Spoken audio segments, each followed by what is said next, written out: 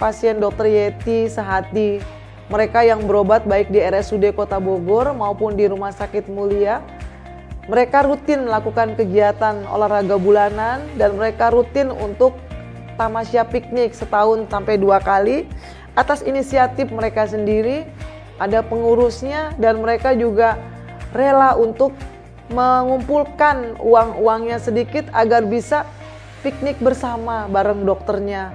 Itulah ya yang menyebabkan di tengah-tengah letih, penat dan lelah manusiawi saya sebagai seorang dokter yang mungkin sangat berkurang waktu dengan keluarga, teman-teman dari pasien yang sudah anggap seperti keluarga sendiri begitu memberi semacam obat, semacam kekuatan, semacam sesuatu yang indah.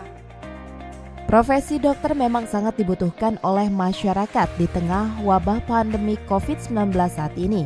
Akan tetapi dirinya tidak melupakan kodratnya sebagai wanita dan ibu rumah tangga untuk keluarganya. Dan Dr. Yeti selalu menyempatkan waktu luang bagi anak dan suaminya. Sangat berharap seluruh masyarakat di Kota Bogor untuk tetap selalu menjaga kesehatan, kebersihan agar terhindar dari berbagai macam penyakit. Dari Kota Bogor, Andri Ame melaporkan.